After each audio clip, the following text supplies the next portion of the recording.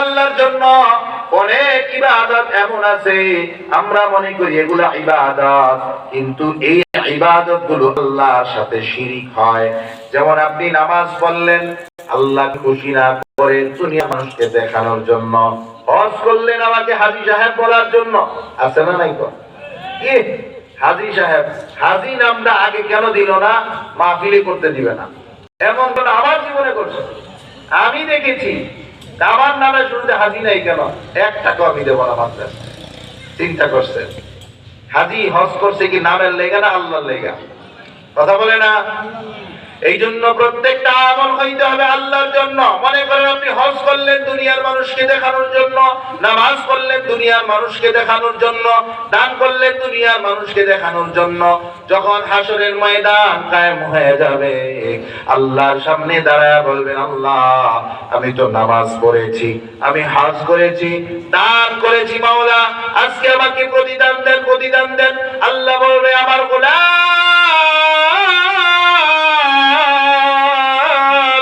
আমার কাছে কোনো নামাজের প্রতিদান নাই, আমার কাছে রোজার কোনো প্রতিদান নাই, আমার কাছে কোনো হজের প্রতিদান নাই। কেন প্রতিদান নাই? দুনিয়ার জমিনে হজ করেছো মানুষকে দেখানোর জন্য, নামাজ পড়েছো মানুষকে দেখানোর জন্য, দান করেছো মানুষকে দেখানোর জন্য। যাদেরকে দেখানোর জন্য হজ করলা, নামাজ পড়লা, দান করলা, তাদের কাছ থেকেই তো তুমি বিনিময় নিয়ে নিয়েছ।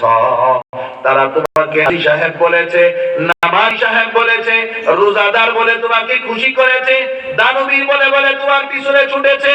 তুমি তো এটাই চাইছিলা, তুমি তো আমাকে খুশির জন্য আমল করো নাই।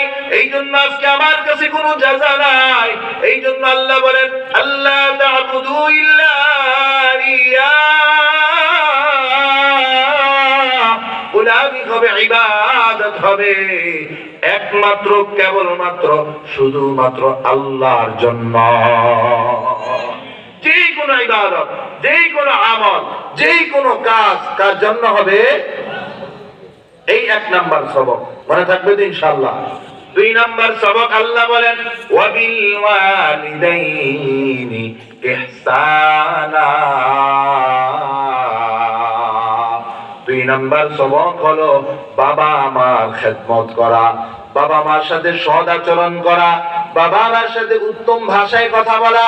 আমাদের সমাজের ভিতরে যখন বাবা মা বৃদ্ধ হয়ে যায়, ওই বাবা মা সন্তানের উপরে বোঝা হয়ে যায়, সন্তান তাদেরকে বিরক্ত মনে করে, অথচ সন্তান বুঝেই না বাবা আমার দোয়া ছাড়া দুনিয়ার জমিনে কোনো সন্তান সফল